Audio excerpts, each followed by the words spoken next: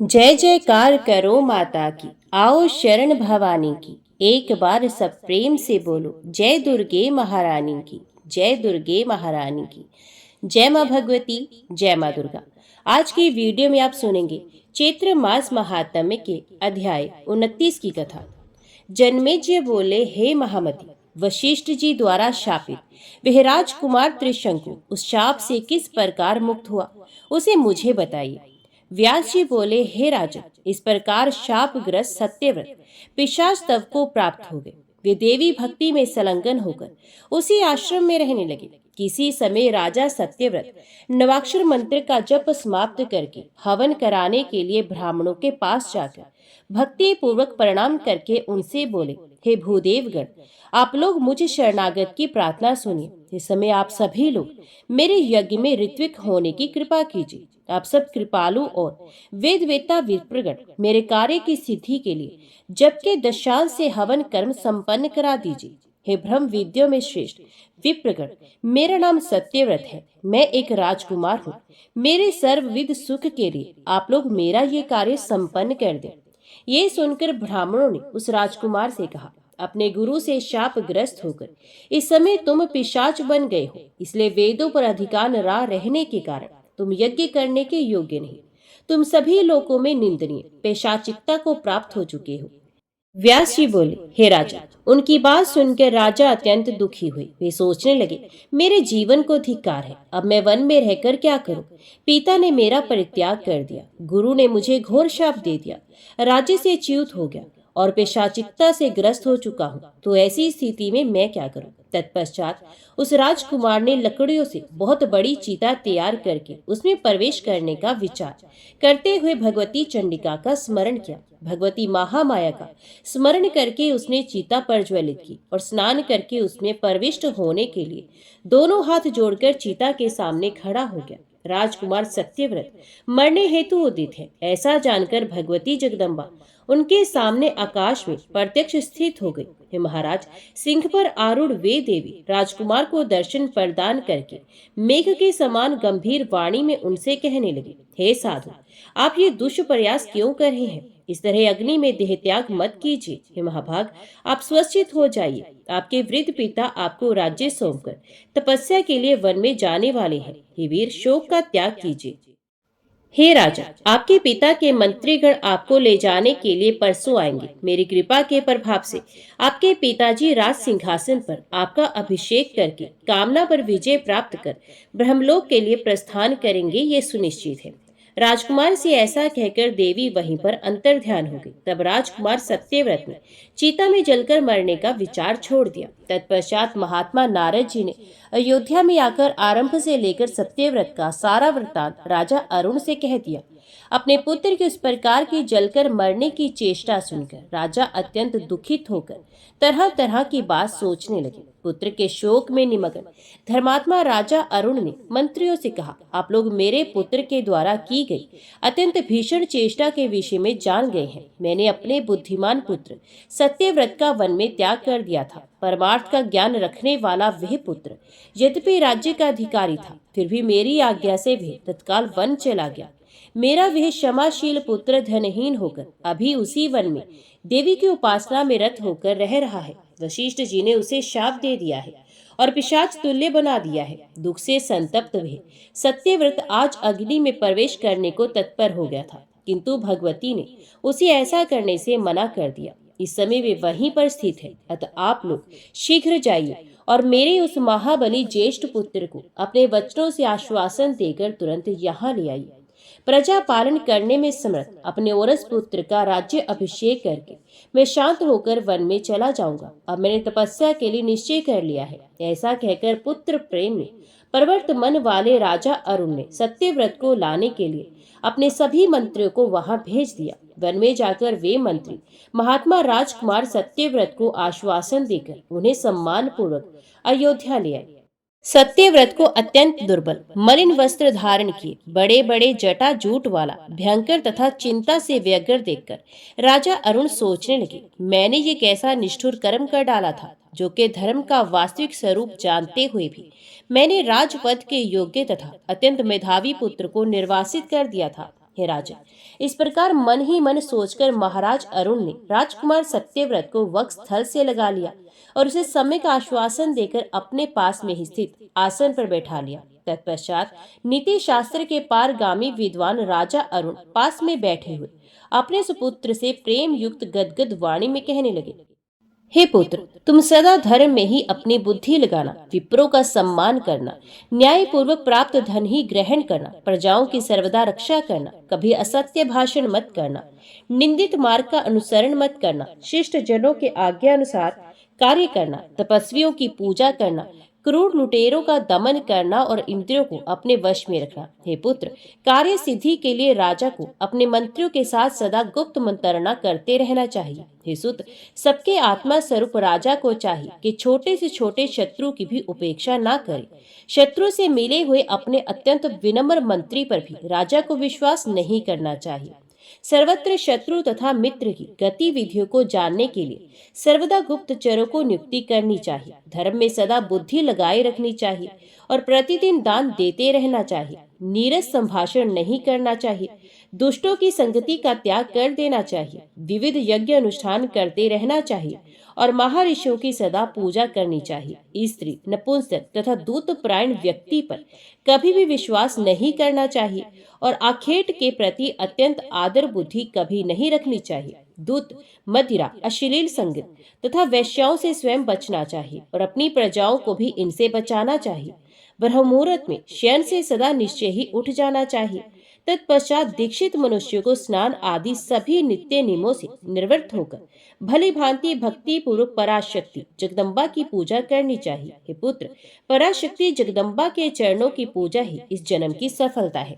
एक बार भी भगवती जगदम्बा की महापूजा करके उनके चरणोदक का पान करने वाला मनुष्य फिर कभी माता के गर्भ में नहीं जाता, ये सर्वथा निश्चित है।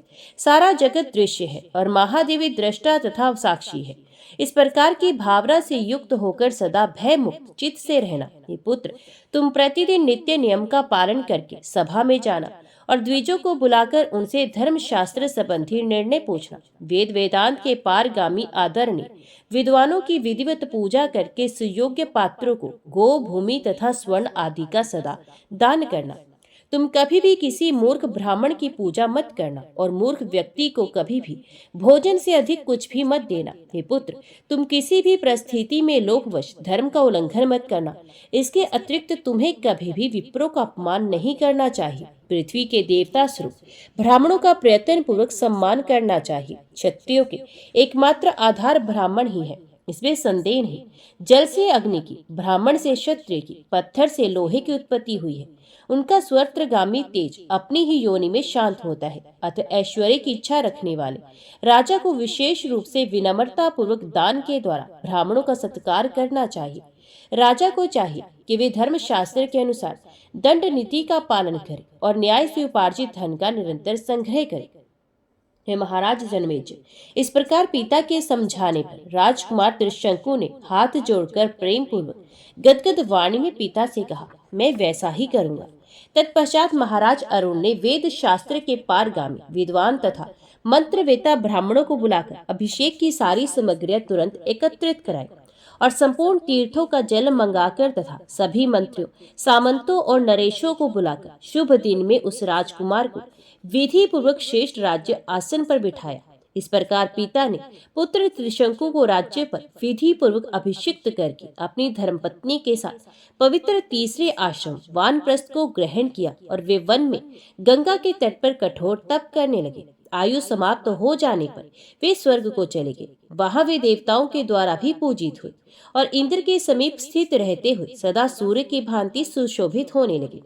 राजा जनमेजय बोले, हे व्यास जी, आप पूज्य वर ने कथा के प्रसंग में अभी अभी बताया कि गुरुदेव वशिष्ठ ने पैसविनी गौ का वध कर देने के कारण राजकुमार सत्यव्रत को कुपित होकर शाप दे दिया और वह पिशाच तब को प्राप्त हो गया। हे प्रभु, तदंतर पिशाचिकता से उसका उद्धार कैसे हुआ, इस विषय में मुझे संशय हो रहा है। शापग्रस्त मनुष्य सिंहासन के योग्य नहीं होता। सत्यव्रत के दूसरे किस कर्म के प्रभाव से मुनि वशिष्ठ ने उसे अपने शाप से मुक्त कर दिया। हे विप्र, शाप से मुक्ति का कारण बताइए और मुझे ये भी बताइए कि कैसे निंदनीय आकृति वाले पुत्र को उसके पिता राजा अरुण ने अपने घर वापस क्यों बुला लिया। व्यास जी बोले, हे राजा, मुनि वशिष्ठ के द्वारा शापित वे सत्यव्रत तत्काल पेशाचिकता को प्राप्त हो गया। इसके फलस्वरूप वे कुरूप, दुर्धर तथा सभी प्राणियों के लिए भयंकर हो गया। किंतु हे राजा, जब उस सत्यव्रत ने भक्ति पूर्वक भगवती की उपासना की, तब भगवती ने प्रसन्न होकर क्षण भर में उसे दिव्य शरीर वाला बना दिया। भगवती के कृपा रूपी अमृत से उसकी पेशाचिकता समाप्त हो गई और उसका पाप विनष्ट हो गया। अब वह पाप रहित तथा अति तेजस्वी हो गया। भगवती की कृपा से वशिष्ठ जी भी प्रसन्नचित हो गए और उसके पिता अरुण भी प्रेम से परिपूर्ण हो गए। पिता के मृत हो जाने पर धर्मात्मा राजा सत्यव्रत राज्य पर सम्यक शासन करने लगे। वे अनेक प्रकार के यज्ञ द्वारा देवेश्वरी सनातनी भगवती की उपासना में तत्पर रहने लगा। उस त्रिशंकु के पुत्र हरिश्चंद्र हुए, जो शास्त्रोक्त शुभ लक्षणों से संपन्न तथा सुंदर स्वरूप वाले थे। कुछ समय के बाद राजा त्रिशंकु ने अपने पुत्र हरिश्चंद्र को युवराज बनाकर मानव शरीर से ही स्वर्ग सुख भोगने का निश्चय किया। तब राजा त्रिशंकु वशिष्ठ के आश्रम में गए और उन्हें विधिवत प्रणाम करके दोनों हाथ जोड़कर प्रसन्नता पूर्वक उनसे ये वचन कहने लगे, हे ब्रह्मपुत्र, हे महाभाग, हे सर्व मंत्र विशारद, हे तापस, अब प्रसन्नता पूर्वक मेरी प्रार्थना सुनने की कृपा कीजिए। अब स्वर्ग लोक का सुख भोगने की इच्छा मेरे मन में उत्पन्न हुई। अप्सराओं के साथ रहने, नंदन वन में क्रीड़ा करने तथा देव गंधर्वों का मधुर गीत सुनने आदि दिव्य भोगों को मैं इसी मानव शरीर से भोगना चाहता हूँ। हे महामुने, आप शीघ्र ही मुझसे ऐसा यज्ञ संपन्न कराइए जिससे मैं इसी मानव शरीर से स्वर्ग लोक में निवास कर सकूं। हे मुनिश्रेष्ठ, आप सर्वसमर्थ हैं, अतः मेरा ये कार्य अब पूर्ण कर दीजिए। यज्ञ संपन्न कराकर मुझे अत्यंत दुर्लभ देवलोक की प्राप्ति करा दीजिए। वशिष्ठ जी बोले, हे राजन, मानव शरीर से स्वर्गलोक में निवास अत्यंत दुर्लभ है। मरने के पश्चात ही पुण्य कर्म के प्रभाव से स्वर्ग की सुनिश्चित प्राप्ति की जाती है। अतः हे सर्वज्ञ, तुम्हारे इस दुर्लभ मनोरथ को पूर्ण करने में मैं डर रहा हूँ। जीवित प्राणी के लिए अप्सराओं के साथ निवास दुर्लभ है। अतः हे महाभाग, आप अनेक यज्ञ कीजिए, मृत्यु के अनंतर आप स्वर्ग प्राप्त कर सकेंगे। हे राजा, वशिष्ठ जी का ये वचन सुनकर अत्यंत उदास मन वाले राजा त्रिशंकु ने पहले से ही कुपित उन मुनिवर वशिष्ठ से कहा, हे ब्राह्मण, यदि आप अभिमानवश मेरा यज्ञ नहीं कराएंगे तो मैं किसी दूसरे को अपना पुरोहित बनाकर इसी समय यज्ञ करूंगा। उनका ये वचन सुनते ही वशिष्ठ जी ने क्रोधित होकर राजा को शाप दे दिया, हे दुर्बुद्धि, चांडाल हो जाओ, इसी शरीर से तुम अभी नीच योनि को प्राप्त हो जाओ। स्वर्ग को नष्ट करने वाले तथा सुरभि के वध के दोष से युक्त हे पापिष्ट, विप्र की भार्या का हरण करने वाले तथा धर्म मार्ग को दूषित करने वाले हे पापी, मरने के बाद भी तुम किसी प्रकार स्वर्ग नहीं प्राप्त कर सकोगे। हे राजा, गुरु वशिष्ठ के ऐसा कहते ही त्रिशंकु तत्क्षण उसी शरीर से चांडाल हो गए। उनके रत्न में कुंडल उसी क्षण पत्थर हो गए तथा शरीर में लगा हुआ सुगंधित चंदन दुर्गंध युक्त हो गया। उनके शरीर पर धारण किए हुए दिव्य पीतांबर कृष्ण वर्ण के हो गए। महात्मा वशिष्ठ के शाप से उनका शरीर गजवर्ण जैसा धूमिल हो गया। हे राजा, भगवती के उपासक मुनि वशिष्ठ के रोष के कारण ही त्रिशंकु को ये फल प्राप्त हुआ। इसलिए भगवती जगदम्बा के भक्त का कभी भी अपमान नहीं करना चाहिए। मुनि श्रेष्ठ वशिष्ठ बड़ी निष्ठा के साथ गायत्री जप में संलग्न रहते थे। हे राजन, उस समय अपना कलंकित शरीर देखकर राजा त्रिशंकु अत्यंत दुखी हुए। इस प्रकार दीन दशा को प्राप्त वे राजा घर नहीं गए, अपितु जंगल की ओर चले गए। शोक संतप्त वे त्रिशंकु दुखी होकर सोचने लगे, अब मैं क्या करूं, कहाँ जाऊं? मेरा शरीर तो अत्यंत निंदित हो गया। मुझे ऐसा कोई उपाय नहीं सूझ रहा जिससे मेरा दुख दूर हो सके। यदि मैं आज घर जाता हूँ तो मुझे इस स्वरूप में देखकर पुत्र को महान पीड़ा होगी और भार्या भी मुझे चांडाल के रूप में देखकर स्वीकार नहीं करेगी। इस प्रकार के चांडाल रूप वाले मुझे निंदनीय को देखकर मेरे मंत्रीगण तथा जाति वाले भी आदर नहीं करेंगे और भाई बंधु भी संग में नहीं रहेंगे। इस प्रकार सभी लोगों के द्वारा परित्यक्त किए जाने वाले मेरे लिए तो जीने की अपेक्षा मर जाना ही अच्छा है। अतः अब मैं विष खाकर, जलाशय में कूदकर या गले में फांसी लगाकर देह त्याग कर दूं अथवा विधिवत प्रज्वलित अग्नि में अपने देह को जला डालूं या फिर अनशन करके अपने कलंकित प्राणों का त्याग कर दूं। ऐसा विचार आते ही उन्होंने पुनः सोचा, आत्महत्या करने से मुझे निश्चय ही जन्म जन्मांतर में पुनः चांडाल होना पड़ेगा। और आत्महत्या दोष के परिणाम स्वरूप मैं शाप से कभी मुक्त नहीं हो सकूंगा। ऐसा सोचने के बाद राजा ने अपने मन में पुनः विचार किया कि इस समय मुझे किसी भी स्थिति में आत्महत्या नहीं करनी, अपितु वन में रहकर मुझे अपने द्वारा किए गए कर्म का फल इसी शरीर से भोग लेना चाहिए, क्योंकि इससे इस कुकर्म का फल स्वतः समाप्त हो जाएगा। भोग से ही प्रारब्ध कर्मों का क्षय होता है, अन्यथा इनका क्षय नहीं होता। इसलिए अब यहीं पर तीर्थों का सेवन, भगवती जगदम्बा का स्मरण तथा साधु जनों की सेवा करते हुए मुझे अपने द्वारा किए गए शुभ तथा अशुभ कर्मों का फल भोग लेना चाहिए। इस प्रकार वन में रहते हुए मैं अपने कर्मों का क्षय अवश्य करूंगा। साथ ही संभव है कि भाग्यवश किसी साधु जन से मिलने का भी कभी सुअवसर मिल जाए। मन में ऐसा सोचकर राजा त्रिशंकु अपना नगर छोड़कर गंगा के तट पर चले गए और अत्यधिक चिंतित रहते हुए वहीं रहने लगे। उसी समय पिता के शाप का कारण जानकर राजा हरिश्चंद्र अत्यंत दुखी हुए और उन्होंने अपने मंत्रियों को पिता त्रिशंकु के पास भेजा। मंत्रीगण वहां शीघ्र पहुंचकर बार बार दीर्घ श्वास ले रहे चांडाल की आकृति वाले राजा त्रिशंकु को प्रणाम कर विनम्रता पूर्वक उनसे बोले, हे राजा, आपके पुत्र हरिश्चंद्र की आज्ञा से यहाँ आए हुए हम लोगों को आप मंत्री समझिए। हे महाराज, आपके पुत्र युवराज हरिश्चंद्र ने हमसे जो कहा है उसे आप सुनिए।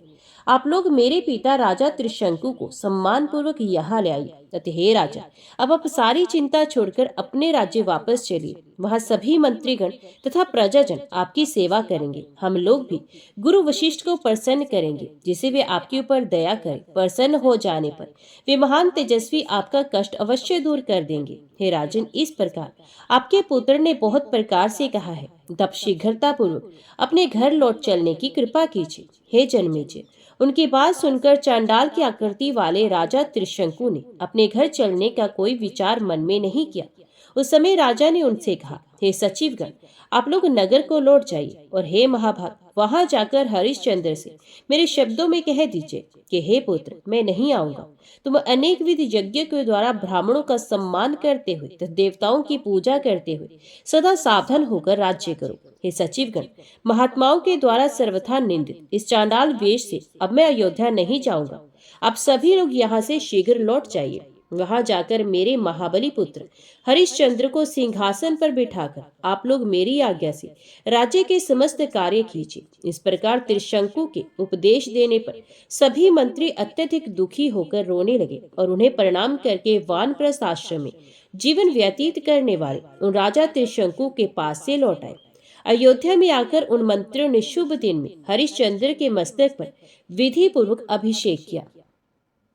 राजा त्रिशंकु की आज्ञा से मंत्रियों के द्वारा राज्याभिषिक्ति होकर तेजस्वी तथा धर्मपरायण हरिश्चंद्र अपने पिता का निरंतर स्मरण करते हुए राज्य करने लगे। राजा जन्मेजय बोले, हे व्यास जी, राजा त्रिशंकु के आदेश से सचिवों ने हरिश्चंद्र को राजा बना दिया, किंतु स्वयं त्रिशंकु ने उस चांडाल देह से मुक्ति कैसे प्राप्त की? वे वन में कहीं मर गए अथवा गंगा तट पर जल में डूब गए अथवा गुरु वशिष्ठ ने कृपा करके उन्हें शाप से मुक्त कर दिया। ये संपूर्ण वृतांत आप मेरे समक्ष कहिए। मैं राजा त्रिशंकु का चरित्र भली भांति सुनना चाहता हूँ। व्यास जी बोले, हे राजा, अपने पुत्र का राज्य अभिषेक करके राजा त्रिशंकु का चित्त बहुत प्रसन्न हुआ और वे वहीं जंगल में कल्याणकारिणी भगवती जगदम्बा का ध्यान करते हुए समय व्यतीत करने लगे। इस तरह कुछ समय बीतने के बाद कौशिक मुनि एकाग्रचित होकर तपस्या पूर्ण करके अपनी पत्नी तथा पुत्रों आदि को देखने के लिए अपने आश्रम में आए। वहां आकर अपने स्त्री पुत्र आदि को स्वस्थ देखकर वे परम हर्षित हुए। मेधावी ऋषि ने पूजा के लिए आगे स्थित अपनी भार्या से पूछा, हे सुनैने, दुर्भिक्ष की स्थिति में तुमने समय कैसे व्यतीत किया? तुमने अन्न के बिना इन बालकों को किस उपाय से पाला, ये मुझे बताए। हे सुंदरी, मैं तो तपस्या में संलग्न था, इसलिए नहीं आ सका। हे प्रिय, बिना धन के तुमने क्या व्यवस्था की? यहाँ पर भीषण अकाल का समाचार सुनकर मैं अत्यधिक चिंतित था, किंतु ये सोचकर नहीं आया कि धनहीन मैं वहां जाकर करूंगा ही क्या।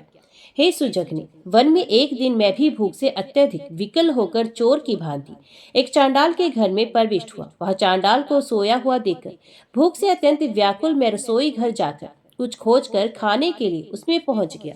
बर्तन खोलकर भोजन प्राप्त करने के लिए मैंने जो ही बर्तन में हाथ डाला, तभी उस चांडाल ने मुझे देख लिया। उसने आदरपूर्वक मुझसे पूछा, आप कौन हैं? रात के समय मेरे घर में आप क्यों प्रविष्ट हुए और मेरे बर्तनों को क्यों खोल रहे हैं? आप अपना उद्देश्य बताइए।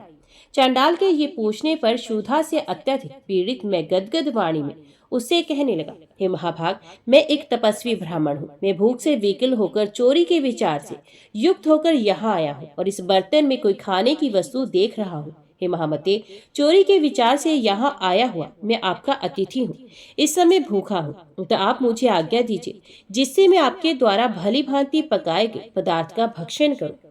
विश्वामित्र बोले, हे सुंदरी, मेरी बात सुनकर चांडाल ने मुझसे कहा, हे चारों वर्णों में अग्रगण्य इस चांडाल का घर जानिए। अतः आप मेरे यहाँ भोजन मत कीजिए, क्योंकि एक तो मानव योनि में जन्म पाना दुर्लभ है, उसमें भी द्विज के यहाँ बड़ा ही दुर्लभ है। द्विज में भी ब्राह्मण कुल में जन्म तो सर्वदा दुर्लभ है। क्या आप इसे नहीं जानते? उत्तम लोक की कामना करने वाले व्यक्ति को कभी भी दूषित आहार ग्रहण नहीं करना चाहिए। भगवान मनु ने कर्म अनुसार 7 जातियों को अंत्यज मानकर उन्हें अग्रहण्य बताया है। हे विप्र, मैं चांडाल हूँ, अतः अपने कर्म के अनुसार त्याज्य हूँ, इसमें कोई संदेह नहीं। हे द्विज, मैं अपना धर्म समझकर ही आपको भोजन करने से रोक रहा हूँ, न कि अपने पदार्थ के लोभ से। हे द्विजवर, वर्ण संकरता का दोष आपको ना लगे, केवल यही मेरा अभिप्राय है। हे धर्मज्ञ, तुम सत्य कह रहे हो। हे अंत्यज, तुम्हारी बुद्धि अत्यंत विशाल है, फिर भी मैं तुम्हें आपत्ति काल में पालनीय धर्म का सूक्ष्म मार्ग बता रहा हूँ। मनुष्यों को चाहिए कि जिस किसी भी उपाय से शरीर की रक्षा करे। इसमें यदि कोई पाप हो जाए तो बाद में पाप से मुक्ति के लिए प्रायश्चित कर लेना चाहिए। आपत्ति काल में किए गए पाप कर्म के कारण दुर्गति नहीं होती, किंतु सामान्य समय में किए गए पाप के कारण दुर्गति अवश्य होती है। भूख से मरने वाले को नरक होता है, इसमें संदेह नहीं। अतः अपने कल्याण की इच्छा रखने वाले को भूख मिटाने का प्रयत्न करना चाहिए। है अंत्यज, इसलिए मैं भी चोर कर्म से अपनी देह की रक्षा के लिए यहाँ आया हूँ। विद्वानों ने कहा है कि अनावृष्टि के समय चोरी करने से जो पाप होता है, वे पाप उसे मेघ को लगता है जो पानी नहीं बरसाता। हे प्रिय, मेरे ऐसा ये वचन सुनते ही आकाश से हाथी की सूंड की तरह मोटी धार वाली मनोवांछित जलवृष्टि सहसा होने लगी। बिजली की चमक के साथ बरसते हुए मेघ को देखकर मैं अत्यंत आनंदित हुआ। उसी समय उस चांडाल का घर छोड़कर मैं परम प्रसन्नता पूर्वक बाहर निकल पड़ा। अब ये बताओ कि तुमने प्राणियों का विनाश करने वाले उस अत्यंत भीषण समय को इस वन में किस प्रकार बिताया। हे राजा, पति की ये बात सुनकर उस प्रिय भाषणी स्त्री ने पति से कहा, हे मुनिश्रेष्ठ, मैंने जिस प्रकार उस अत्यंत कष्टकारी समय को व्यतीत किया उसे आप सुनिए। आपके चले जाने के बाद यहाँ अकाल पड़ गया था। मेरे सभी पुत्र अन्न के लिए बड़े दुखी थे। बालकों को भूखा देखकर घोर चिंता से ग्रस्त मैं जंगली धान्य के लिए वन वन घूमती रही। उस समय मुझे कुछ फल मिले। इस प्रकार निवार अन्न के द्वारा मैंने कुछ महीने व्यतीत किए। हे कांत, उसके भी समाप्त हो जाने पर मैं मन ही मन पुनः सोचने लगी, इस वन में अब निवारण भी नहीं मिल रहा और इस अकाल में भिक्षा भी नहीं मिल सकती।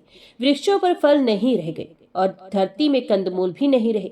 भूख से पीड़ित बालक व्याकुल होकर बहुत रो रहे हैं। अब मैं क्या करूं, कहाँ जाऊं और भूख से तड़पते हुए इन बालकों से क्या कहूं। ऐसा सोचकर मैंने मन में यही निश्चय किया कि किसी धनी व्यक्ति के हाथ आज अपने एक पुत्र को बेचूंगी और उसका मूल्य लेकर उस द्रव्य से भूख से पीड़ित अपने बालकों का पालन करूंगी, क्योंकि इनके पालन पोषण का कोई दूसरा उपाय नहीं रह गया था।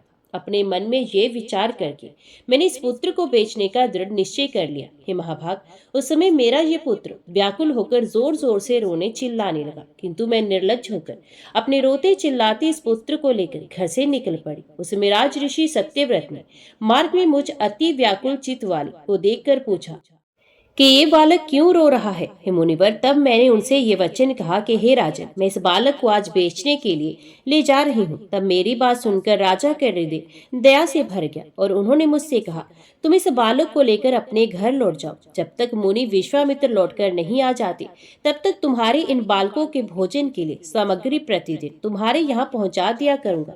तभी से दयालु राजा सत्यव्रत प्रतिदिन कुछ भोज्य सामग्री इस पेड़ पर रखकर चले जाते थे। हे कांत, उन्होंने ही संकट के सागर से इन बालकों की रक्षा की, किंतु मेरे ही कारण राजा सत्यव्रत को मुनि वशिष्ठ के शाप का भागी होना पड़ा। किसी दिन राजा सत्यव्रत जंगल में कोई सामग्री नहीं पा सके, तब उन्होंने वशिष्ठ जी की दूध देने वाली गाय मार डाली। इसे मुनि वशिष्ठ उन पर बहुत कुपित हुए। कुपित महात्मा वशिष्ठ ने राजा का नाम त्रिशंकु रख दिया और वे गोवध करने के कारण राजा को चंडाल बना दिया। हे कौशिक, उनके इसी कष्ट से मैं अत्यंत दुखी हूँ, क्योंकि मेरे ही कारण वे राजकुमार सत्यव्रत चांडाल हो गए। इसलिए अब आपको जिस किसी भी उपाय से, यहाँ तक कि अपनी उग्र तपस्या के प्रभाव से राजा की रक्षा अवश्य करनी चाहिए। हे शत्रु का दमन करने वाले राजा जन्मेजय, अपनी पत्नी की ये बात सुनकर मुनि श्रेष्ठ विश्वामित्र उस दुखी स्त्री को सांत्वना देते हुए कहने लगे, हे कमल नयनी, जिन्होंने तुम्हारा उपकार किया है और घोर वन में तुम्हारी रक्षा की है, उन राजा सत्यव्रत को मैं शाप मुक्त अवश्य करूंगा। मैं अपनी योग विद्या तथा तपस्या के प्रभाव से उनका दुख दूर करूंगा। परम तत्ववेता विश्वामित्र जी अपनी भार्या को इस तरह आश्वस्त करके सोचने लगे कि राजा सत्यव्रत का दुख किस प्रकार दूर हो सकता है। तब भली भांति विचार करके मुनि विश्वामित्र उस स्थान पर गए जहाँ राजा सत्यव्रत दीन अवस्था को प्राप्त होकर चांडाल के रूप में एक कुटिया में रह रहे थे। मुनि को आते देखकर राजा त्रिशंकु विस्मय में पड़ गए। वे तत्काल मुनि के चरणों पर दंड की भांति गिर पड़े। तब भूमि पर पड़े हुए राजा को हाथ से पकड़कर द्विज शेष विश्वामित्र ने उठाया और उन्हें सांत्वना देते हुए वचन कहा, हे राजन, मेरे ही कारण वशिष्ठ मुनि ने आपको शाप दिया है, अतः मैं आपकी सारी कामना पूर्ण करूंगा। अब आप बताइए कि मैं आपका कौन सा कार्य करूं। राजा बोले, पूर्व काल में मैंने यज्ञ कराने के लिए वशिष्ठ जी से यह प्रार्थना की थी कि हे मुनिश्रेष्ठ, मैं महान यज्ञ करना चाहता हूँ, अतः आप मुझसे यज्ञ करवाइए। हे विपेंद्र, आप मेरा यह अभीष्ट कार्य कीजिए जिससे मैं स्वर्ग चला जाऊं। मैं इसी मानव देह से सुखों के निधान इंद्रलोक जाना चाहता हूँ। इस पर वशिष्ठ मुनि ने क्रोधित होकर मुझसे कहा, अरे दुर्बुद्धि, इस मानव शरीर से तुम्हारा स्वर्ग में वास कैसे हो सकता है। तो स्वर्ग की उत्कट लालसा वाले मैंने भगवान वशिष्ठ से उन्हें कहा, हे निष्पाप, तब मैं किसी अन्य को पुरोहित बनाकर वे श्रेष्ठ यज्ञ आरंभ करूंगा। उसी समय उन्होंने मुझे ये शाप दे दिया कि हे नीच, तू चांडाल हो जा। हे मुनिशन, इस प्रकार मैंने शाप पाने का सारा कारण आपसे कह दिया। अब एक पात्र आप ही मेरा दुख दूर करने में समर्थ है। कष्ट की पीड़ा से व्यथित राजा त्रिशंकु इतना कहकर चुप हो गए और विश्वामित्र जी भी उनके शाप को दूर करने का उपाय सोचने लगे। हे राजन, महातपस्वी गाधी पुत्र विश्वामित्र ने यज्ञ अनुष्ठान का विचार करके यज्ञ संबंधी सामग्रियां जुटाकर सभी मुनियों को निमंत्रित किया। तत्पश्चात विश्वामित्र के द्वारा निमंत्रित किए गए मुनिगण उस यज्ञ के बारे में जानकर भी वहां नहीं आए, क्योंकि वशिष्ठ जी ने उन सबको आने से मना कर दिया था। ये जानकर गाधी पुत्र विश्वामित्र खिन्न मस्तक तथा अति दुखी हुए और उस आश्रम में आए जहाँ राजा त्रिशंकु विराजमान थे। कुपित विश्वामित्र ने उन त्रिशंकु से कहा, हे राजन, वशिष्ठ जी के मना कर देने के कारण सभी ब्राह्मण तो यज्ञ में नहीं आए, किंतु हे महाराज, मेरे तप का वह प्रभाव देखिए जिसे मैं आपको अभी सुरलोक पहुंचाता हूँ और आपकी अभिलाषा पूरी करता हूँ। ये कहकर मुनि श्रेष्ठ विश्वामित्र ने हाथ में जल लेकर गायत्री जप से अर्जित अपना समस्त पुण्य उन्हें दे दिया। राजा को अपना पुण्य देकर विश्वामित्र ने उन पृथ्वीपति से कहा, हे राजऋषि, अब आप अपने अभीष्ट स्वर्गलोक को जाइए। हे राजेंद्र, बहुत दिनों से मेरे द्वारा अर्जित किए गए पुण्य से अब आप प्रसन्नता पूर्वक इंद्रलोक जाएं और वहां देवलोक में अपना कल्याण करें। व्यास जी कहते हैं, हे राजा, विपेंद्र विश्वामित्र के इतना कहते हैं राजा त्रिशंकु मुनि के तपोबल से बड़े वेग से उड़ने वाले पक्षी की भांति तुरंत ऊपर की ओर उड़े।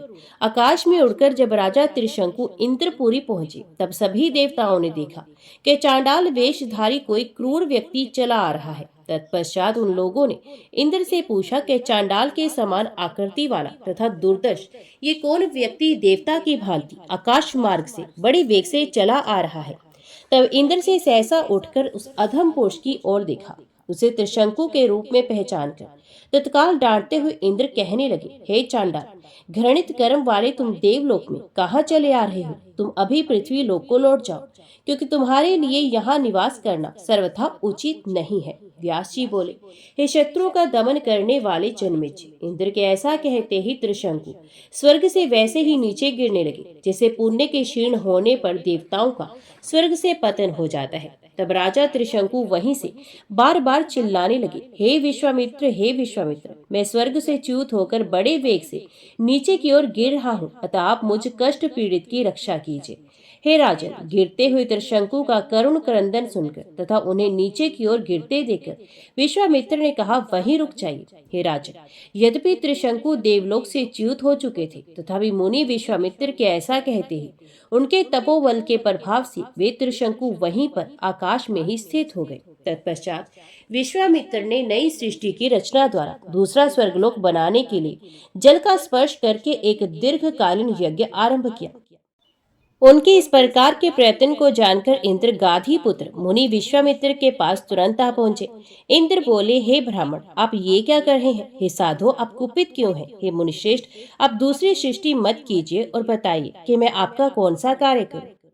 विश्वामित्र जी बोले, हे विभु, आपके लोक से च्युत होकर अत्यंत दुख में पड़े हुए राजा त्रिशंकु को आप प्रेम पूर्वक अपने निवास स्थान स्वर्गलोक में ले जाइए।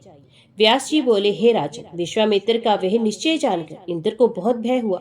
उन्होंने मुनि का उग्र तपोबल समझकर कहा, ठीक है। तत्पश्चात राजा को दिव्य शरीर वाला बनाकर तथा उन्हें एक उत्तम विमान पर बैठाकर इंद्र ने विश्वामित्र से आज्ञा लेकर अपनी पुरी के लिए प्रस्थान किया। राजा त्रिशंकु सहित इंद्र के स्वर्ग चले जाने के उपरांत विश्वामित्र सुखी होकर अपने आश्रम में निश्चिंत होकर रहने लगे। इधर राजा हरिश्चंद्र मुनि विश्वामित्र के द्वारा किए गए अपने पिता के स्वर्ग गमन संबंधी उपकार को सुनकर अत्यंत हर्षित हुए और राज्य शासन करने लगे। अयोध्यापति हरिश्चंद्र रूप, यौवन तथा चातुर्य से संपन्न अपनी भार्या के साथ प्रेम पूर्वक विहार करने लगे। इस प्रकार बहुत समय व्यतीत हो जाने पर भी जब वे युवती रानी गर्भवती नहीं हुई, तब राजा बड़े चिंतित तथा दुखी हुए। इसके बाद वशिष्ठ मुनि के आश्रम में जाकर तथा मस्तक झुकाकर उन्हें प्रणाम करने के पश्चात उन्होंने संतान उत्पन्न न होने के कारण अपनी चिंता व्यक्त करते हुए गुरु से कहा, हे धर्मज्ञ, हे मानद, आप महान ज्योतिर्विद तथा मंत्र विद्या के परम विद्वान हैं, तथा आप मेरे लिए संतान प्राप्ति का कोई उपाय कीजिए। हे द्विश्रेष्ठ, आप तो जानते ही हैं कि पुत्रहीन की गति नहीं होती। मेरे दुख को जानते हुए तथा उसे दूर करने में समर्थ होते हुए भी आप उपेक्षा क्यों कर रहे हैं? ये गोरैया पक्षी बड़े धन्य हैं जो अपने शिशु का लालन पालन कर रहे हैं। मैं ही ऐसा भाग्य हूँ जो सदा दिन रात चिंतित रहता हूँ। व्यास जी बोले, हे राजन, उनकी व्यथा भरी वाणी सुनकर ब्रह्मा जी के पुत्र वशिष्ठ जी भली भांति मन में विचार करके उनसे कहने लगे, हे महाराज, आप ठीक कह रहे हैं। जो दुख पुत्र ना होने के कारण होता है, वैसा अद्भुत दुख इस संसार में नहीं है। अतएव हे राजेंद्र, आप प्रयत्न पूर्वक जल अधिपति वरुण देव की आराधना कीजिए, वे ही आपका कार्य करेंगे। हे धर्मिष्ठ, वरुण देव से बढ़कर कोई दूसरा संतान दाता देवता नहीं, इसलिए आप उन्हीं की आराधना कीजिए। इससे आपका प्रयोजन अवश्य सिद्ध होगा। मनुष्यों को भाग्य तथा पुरुषार्थ इन दोनों का आदर करना चाहिए, क्योंकि बिना उद्योग किए कार्य सिद्धि कैसे हो सकती है। हे राजन, तत्वदर्शी मनुष्यों को न्याय पूर्वक उद्योग करना चाहिए। वैसा करने से सिद्धि अवश्य मिलती है, अन्यथा नहीं। अपरिमित तेज वाले उन गुरु वशिष्ठ की ये बात सुनकर राजा हरिश्चंद्र ने तप करने का निश्चय किया और गुरु को प्रणाम करके वे निकल पड़े। राजा हरिश्चंद्र गंगा नदी के तट पर एक शुभ स्थान में पद्मासन लगाकर बैठ गए और अपने मन में पाशधारी वरुण देव का ध्यान करते हुए कठोर तप करने लगे। हे महाराज, इस प्रकार का तप करने वाले उन राजा हरिश्चंद्र पर कृपा करके प्रसन्न मुख कमल वाले वरुण देव उनके सम्मुख प्रकट हो गए। जल अधिपति वरुण देव ने हरिश्चंद्र से ये वचन कहा, हे धर्मज्ञ, आपके तप से मैं प्रसन्न हूँ, आप मुझसे वर मांगिए। राजा बोले, हे देवेश, मैं संतानहीन हूँ, अतः आप मुझे सुखदायक पुत्र दीजिए। मैंने देव ऋण, ऋषि ऋण और पितृ ऋण, इन तीनों ऋणों से मुक्त होने के लिए ये तप रूप उद्यम किया है। तब दुखी राजा का ये प्रलब्ध वचन सुनकर वरुण देव अपने सम्मुख स्थित राजा हरिश्चंद्र से मुस्कुराते हुए कहने लगे, हे राजन, यदि आपको मनोवांछित गुणवान पुत्र उत्पन्न हो, तब मनोरथ पूरा हो जाने के पश्चात आप मेरा कौन सा प्रिय कार्य करेंगे? हे राजन, यदि आप शंका रहित भाव से उस पुत्र को बलि पशु बनाकर मेरा यज्ञ करें, तो मैं आपको वर प्रदान करूंगा। राजा बोले, हे देव, मैं संतानहीन नार हूँ। हे जल अधिपति, मैं उस पुत्र को बलपशी बनाकर आपका यज्ञ करूंगा। मैं आपसे ये सत्य कहता हूँ हे मानव, इस पृथ्वी लोक में मनुष्यों के लिए संतान ना होने का दुख अत्यंत असहनीय होता है। अतः आप मुझे कल्याणकारी तथा मेरी शोक अग्नि को शांत करने वाला पुत्र प्रदान कीजिए। वरुण देव बोले, राजन, आपको अपनी कामना के अनुकूल पुत्र प्राप्त होगा। अब आप घर लौट जाइए, किंतु अभी मेरे सामने अपने जो वचन कहा उसे सत्य कीजिएगा। वरुण देव के ऐसा कहने पर राजा हरिश्चंद्र घर चले गए और वरदान संबंधी सारा वृत्तांत अपनी रानी से कहा। उनकी 100 परम सुंदरिया रानी थी। उनमें से कल्याणी तथा पतिव्रता शैव्या ही उनकी प्रधान धर्मपत्नी तथा पटरानी थी।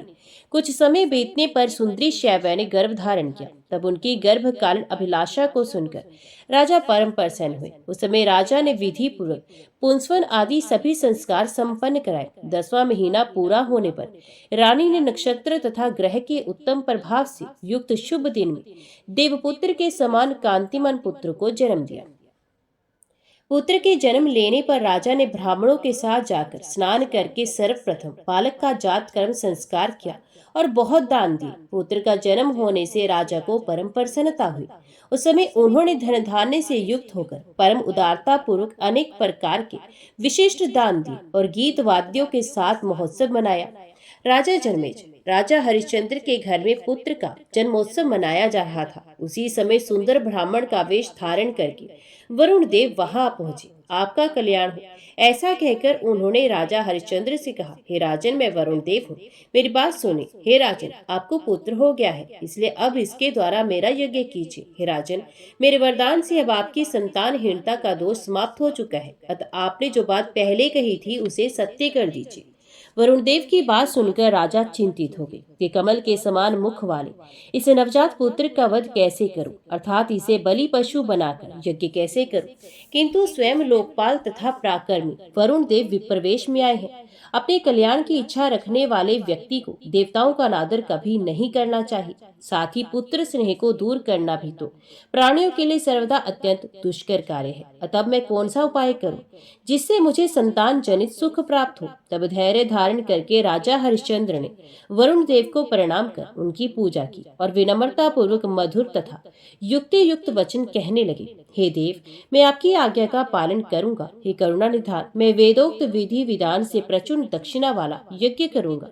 किंतु अभी यज्ञ न करने का कारण ये है कि पुत्र उत्पन्न होने के 10 दिन बाद पिता शुद्ध होकर कर्म अनुष्ठान के योग्य होता है और 1 महीने में माता शुद्ध होती है। अतः जब तक पति पत्नी दोनों शुद्ध नहीं हो जाते तब तक यज्ञ कैसे होगा। वरुण देव, आप तो सर्वज्ञ हैं और सनातन धर्म को भली भांति जानते हैं। हे वारिश, अब मुझ पर दया कीजिए। हे परमेश्वर, मुझे क्षमा कीजिए। हे राजन, राजा हरिश्चंद्र के ये कहने पर वरुण देव ने उनसे कहा, हे पृथ्वीपति, आपका कल्याण हो। अब मैं जा रहा हूँ और आप अपने कार्य को संपन्न करें। अब मैं 1 मास के अंत में आऊंगा। तब आप अपने पुत्र का जात कर्म नामकरण आदि संस्कार करने के पश्चात ही भली भांति मेरा यज्ञ कीजिएगा। जल अधिपति वरुण देव मधुर वाणी में राजा हरिश्चंद्र से ऐसा कहकर जब चले गए तो वे अत्यंत प्रसन्न हुए। वरुण देव के चले जाने पर राजा ने वेदज्ञ ब्राह्मणों को घट जैसे बड़े बड़े धन वाली तथा स्वर्ण आभूषणों से अलंकृत करोड़ों गायों और तिल के पर्वतों का दान किया। अपने पुत्र का मुख देखकर राजा हरिश्चंद्र परम आनंदित हुए और उन्होंने विधि पूर्वक उसका नाम रोहित रखा। तत्पश्चात 1 मास बीतने पर वरुण देव ब्राह्मण का वेश धारण कर शीघ्र यज्ञ करो ऐसा बार बार कहते हुए पुनः राजा के घर आए। वरुण देव को देखकर राजा हरिश्चंद्र शोक सागर में डूब गए। उन्हें प्रणाम तथा उनका अतिथि सत्कार करके राजा ने दोनों हाथ जोड़कर कहा, हे देव, मैं कितना भाग्यशाली हूँ कि आप मेरे यहाँ पधारे हुए हैं। हे प्रभु, आपने आज मेरे भवन को पवित्र कर दिया। मैं विधि पूर्वक आपका यज्ञ अवश्य करूंगा। वेद वेताओं ने कहा है कि दंत विहीन पशु यज्ञ के लिए श्रेष्ठ नहीं होता। अति इस पुत्र के दांत निकल आने के बाद मैं आपका महायज्ञ करूंगा। हे राजन, राजा हरिश्चंद्र के ऐसा कहने पर वरुण देव वैसा ही हो ये कहकर वहां से लौट गए। इधर राजा हरिश्चंद्र आनंदित होकर गृहस्थाश्रम में रहने लगे। उसके बाद बालक को दांत निकल आने की बात जानकर वरुण देव ब्राह्मण का रूप धारण कर अब मेरा कार्य कर दो ऐसा बोलते हुए राजा के महल में पुनः पहुंचे।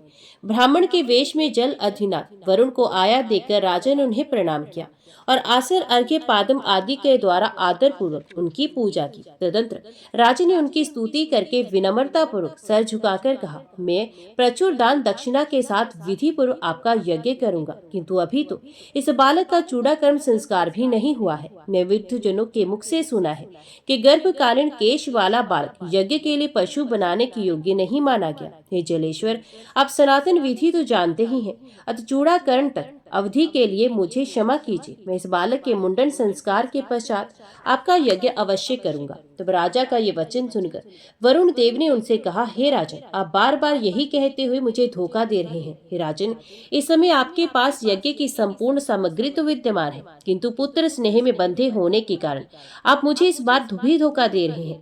अब इसका मुंडन संस्कार हो जाने के बाद भी यदि आप यज्ञ नहीं करेंगे तो मैं कोपाविष्ट होकर आपको भीषण शाप दे दूंगा। हे राजेंद्र, आज तो मैं आपकी बात मानकर चला जा रहा हूँ, किंतु आप अपनी बात असत्य मत कीजिएगा। ऐसा कहकर वरुण देव राजा के भवन से तुरंत चले गए। तब राजा हरिश्चंद्र भी अत्यंत प्रसन्न होकर अपने महल में आनंद करने लगे। इसके बाद जब चूड़ाकरण के समय महान उत्सव मनाया जा रहा था, उसी समय वरुण देव शीघ्रता पूर्वक राजा के महल में फिर पहुंच गए। महारानी शैव्या पुत्र को अपनी गोद में लेकर राजा के पास में बैठी हुई थी, और जो ही मुंडन का कार्य आरंभ हुआ, उसी समय साक्षात अग्नि के समान तेज वाले विप्र रूपधारी श्रीमान वरुण देव यज्ञ क्रम करो, ऐसा स्पष्ट वचन बोलते हुए राजा के समीप पहुंच गए। उन्हें देखकर राजा हरिश्चंद्र बहुत व्याकुल हो गए। राजा ने डरते हुए उन्हें नमस्कार किया और वे दोनों हाथ जोड़कर उनके आगे खड़े हो गए। तत्पश्चात वरुण देव की विधि पूर्वक पूजा करके विनयशील राजा हरिश्चंद्र ने उनसे कहा, हे स्वामिन, मैं आज ही विधि पूर्वक आपका यज्ञ कार्य करूंगा, किंतु हे विभो, इस संबंध में मुझे आपसे कुछ कहना है, आप एकाग्रचित होकर सुनो। हे स्वामी, मैं आपके समक्ष उसे अब कह रहा हूँ, यदि आप उचित समझे तो स्वीकार करें। ब्राह्मण, क्षत्रिय और वैश्य ये तीनों वर्ण संस्कार संपन्न हो जाने के बाद ही द्विजाति कहलाते हैं, अन्यथा ये शूद्र रहते हैं। ऐसा वेद वेताओं ने कहा है, इसलिए मेरा ये पुत्र अभी शूद्र के समान है। कोई बालक उपनयन संस्कार के संपन्न हो जाने के पश्चात ही यज्ञ क्रिया के योग्य होता है, ऐसा निर्णय वेदों में उल्लिखित है। क्षत्रियों का उपनयन संस्कार 11वें वर्ष, ब्राह्मणों का 8वें वर्ष, वैश्यों का 12वें वर्ष में हो जाना बताया गया। हे देवेश, यदि आप मुझे दीन सेवक पर दया करें तो मैं इसका उपनयन संस्कार करने के पश्चात इसे यज्ञ पशु बनाकर आपका श्रेष्ठ यज्ञ करूं। सभी शास्त्रों के विद्वान तथा धर्म के ज्ञाता हे विभो, आप लोकपाल हैं, यदि आप मेरी बात सत्य मानते हो तो अपने भवन को लौट जाइए। उनकी यह बात सुनकर दयालु वरुण देव ठीक है ऐसा कहकर वहां से तुरंत चले गए और राजा प्रसन्न मुखमंडल वाले हो गए। वरुण देव के चले जाने पर राजा हरिश्चंद्र परम आनंदित हुए। इस प्रकार पुत्र सुख प्राप्त करके राजा को अपार हर्ष प्राप्त हुआ। तदंतर राजा हरिश्चंद्र अपने राज्य कार्य में तत्पर हो गए। इस प्रकार समय बीतने के साथ उनका पुत्र 10 वर्ष का हो गया। तब राजा ने श्रेष्ठ ब्राह्मण तथा सचिवों की सम्मति के अनुसार अपने विभव के अनुरूप राजकुमार के उपनयन संस्कार की सामग्री एकत्रित की। पुत्र का 11वां वर्ष लगते ही राजा ने व्रत बंध के विधान के अनुसार विधिवत कार्य आरंभ किया, किंतु उनके मन में चिंता के कारण बड़ी उद्विग्नता थी। जब राजकुमार का यज्ञोपवीत हो गया तथा इससे संबंधित अन्य कार्य हो गए, उसी समय वरुण देव ब्राह्मण का वेश धारण कर फिर आ गए।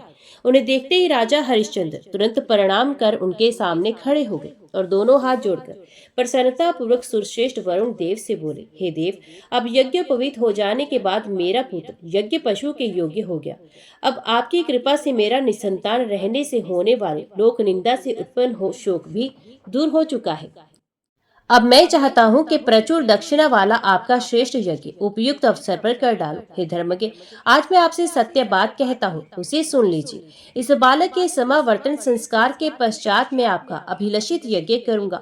मेरे ऊपर दया करके आप तब तक के लिए मुझे क्षमा करें। वरुण देव बोले, हे राजन, हे महामती, अत्यधिक पुत्र प्रेम में बंधे होने के कारण आप बार बार कोई ना कोई युक्ति संगत बुद्धि का प्रयोग करके मुझे धोखा देते चले आ रहे हैं। हे महाराज, आपकी बात मानकर आज तो मैं बिना कुछ कहे चला जा रहा हूँ, किंतु समावर्तन कर्म के समय पुनः आऊंगा। हे राजा जन्मेजय, राजा हरिश्चंद्र से ये कहकर तथा उनसे विदा लेकर वरुण देव चले गए और राजा हर्षित होकर आगे का काम करने लगे।